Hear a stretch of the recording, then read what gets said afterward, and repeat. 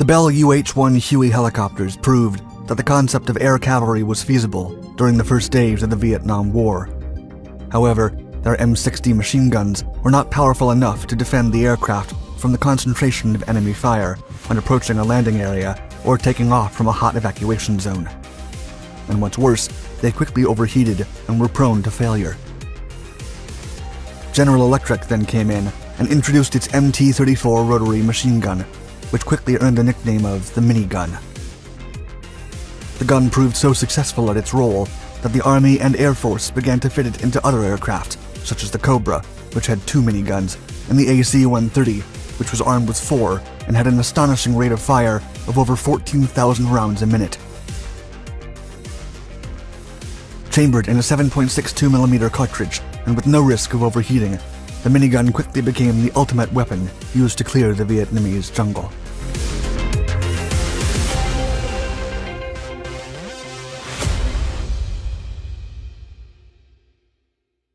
Gatling gun. The American Civil War is widely considered one of the most important conflicts that marked the dawn of a new age of warfare. During the gruesome conflict in the late 1800s, there was a drastic change that merged the old and new ways of conducting warfare. It was then that one of the battlefield's most powerful weapons ever used against infantry emerged: the Gatling gun. Developed by Richard Jordan Gatling, it was a rapid-fire, spring-loaded, hand-cranked gun that had a revolutionary rate of fire of over 600 rounds a minute, at a time when soldiers could fire 2 or 3 rounds a minute. The gun was centered on a cyclic multi-barrel design that helped cool and synchronize the firing loaded sequence without overheating issues. But the real innovation was that each barrel fired a single shot, ejected from the spent cartridge, and loaded a new round to be fired again in the next cycle. The revolutionary gun would also be heavily employed by European colonial armies in Africa and Asia during the Zulu Wars, the Boxer Rebellion, and the American conflicts of Cuba and the Philippines.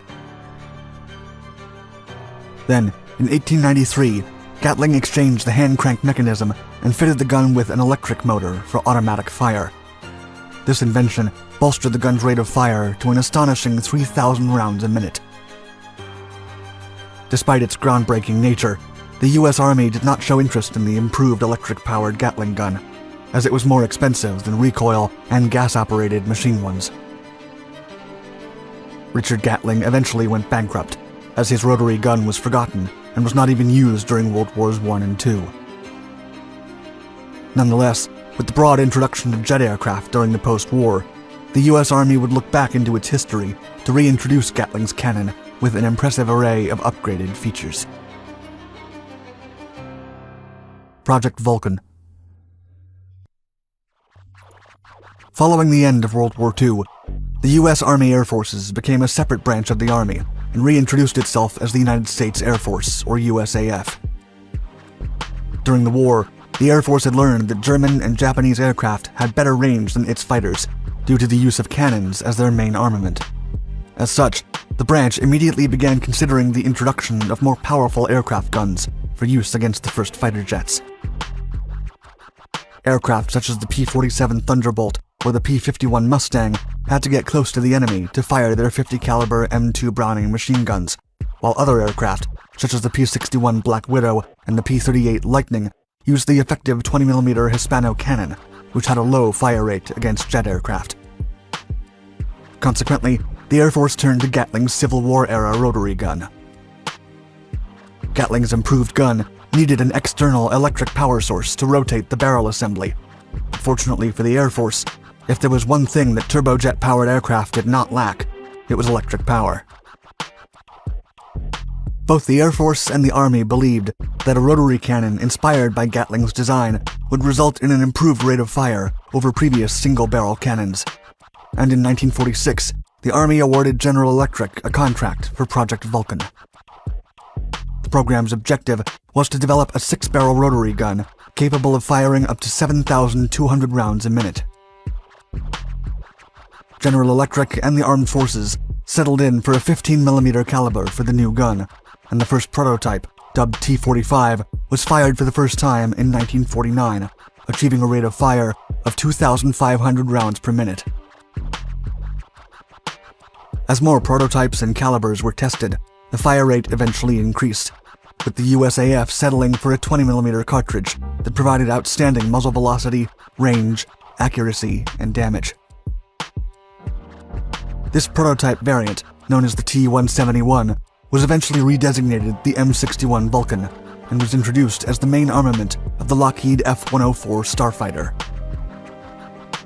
Although the linked ammunition was prone to misfeed, the problem was worked out, and the 20mm M61 Vulcan cannon quickly became the standard armament of USAF aircraft. What's more, the Vulcan cannon would eventually make its way to rotary wing aircraft as the war in Vietnam escalated in the 1950s and American intervention seemed inevitable. A necessary replacement. Prior to the French withdrawal from Vietnam, the US supplied the French army with helicopters and other aircraft for use against the Viet Minh. Meanwhile, US advisors took note of the operational usage of helicopters and the benefits they could provide to the mobility of ground forces if adequately used. When it was time for the Americans to finally set foot in the Vietnamese countryside in 1965, they did so aboard the Bell UH-1 Iroquois, also known as the Huey. The use of this helicopter, which would become another synonym of the Vietnam War, proves that the concept of air cavalry was more than feasible. However, despite the effectiveness of the Hueys while carrying soldiers and supplies into battle across the dense jungle, they quickly became the object of enemy small arms fire and rocket-propelled grenades. Although the Hueys were armed with the lethal single-barrel M60 machine guns used by ground forces, these were not enough to effectively suppress fire while landing or taking off from a hot landing zone, with enemies pouring out by the hundreds from the jungle foliage. The M60 was a powerful machine gun, but firing it without interruption led to cartridge jams and overheating. With this in mind, the Army and Air Force decided to develop a weapon with a reliable fire rate that could decimate the enemy and help clear landing zones with proper firepower. It was then that General Electric stepped up and decided to develop a gun that could be mounted on Hueys with shocking effect. As the company assessed its options, it began exploring the possibilities of producing a more compact version of its booming 20mm M61 Vulcan rotary cannon. The aim was not just to reduce the Vulcan's scale, but to increase its rate of fire without any overheating issues. The result was the M134 rotary gun, a 6-barrel, air-cooled, electrically driven rotary machine gun that the US Army designated as M134, while the USAF dubbed it GAU-2A or GAU-17A. Whichever the case, GE's scaled-down version of the Vulcan was quickly nicknamed the Minigun. The M134 Minigun. The minigun weighed 85 pounds, had a barrel length of 558mm and an overall length of 801mm with its firing mechanism and trigger. It could fire up to 6,000 rounds a minute without overheating, but 4,000 was the adequate rate to prevent overheating. Meanwhile, the rounds had a muzzle velocity of 2,800 feet per second and an estimated range of 3,280 feet. Army and Air Force personnel were equally baffled by the minigun's performance, as the 7.62mm cartridge and the tremendous rate of fire easily tore apart the jungle canopies in Vietnam.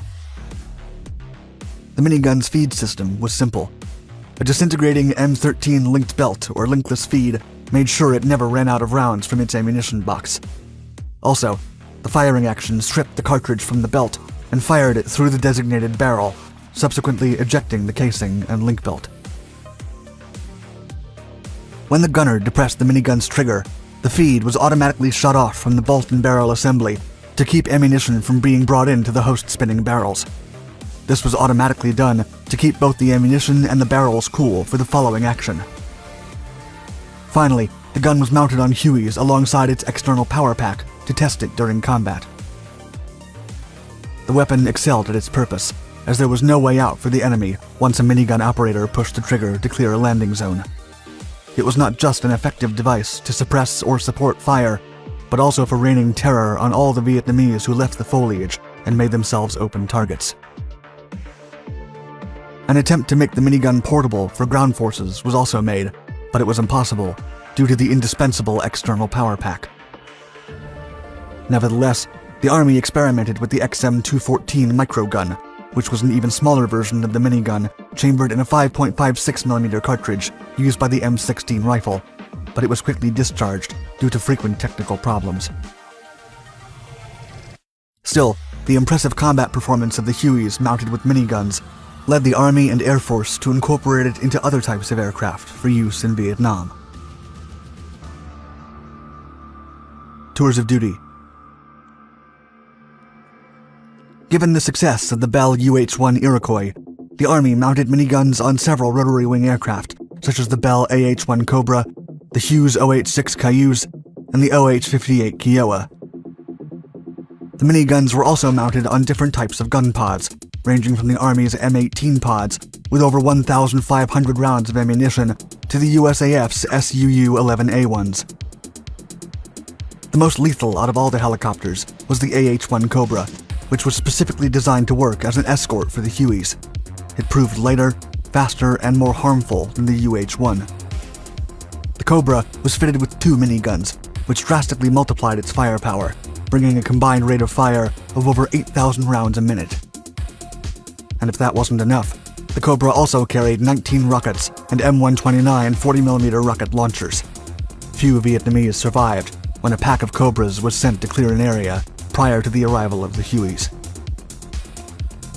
Following the success of the Cobra with its miniguns, the Army fitted the OH-6 light observation helicopter with 2 of them. Despite its smaller size and vulnerability, the Loach and its miniguns became essential when operating with Cobras, as they pinpointed the enemy's location from above the jungle canopy before the Cobras arrived to rain hell upon the enemy. The minigun also excelled with close air support aircraft and became the essential armament of the Cessna A-37 Dragonfly and the Douglas A-1 Skyraider. However, the first American gunships, such as the AC-47 Spooky, the AC-119, and the AC-130, truly took the minigun's reign to another level. Mounted on specialized gun pods, or minigun modules, these gunships carried up to 4 miniguns that became crucial in saving the lives of soldiers and Marines that required immediate close air support. Firing more than 16,000 rounds per minute, entire fields showed the magnitude of the devastation before they managed to break a friendly perimeter.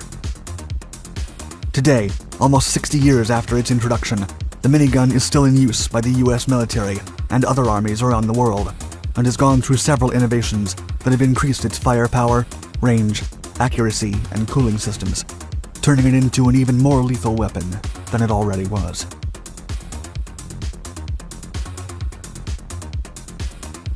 Thank you for watching our video. Please like and subscribe to our Dark Documentaries channels to find more exciting historical content. And let us know in the comments below what you think of the minigun and its incredible rate of fire. Also, don't forget to hit the bell icon to be notified of our newest videos. Stay tuned.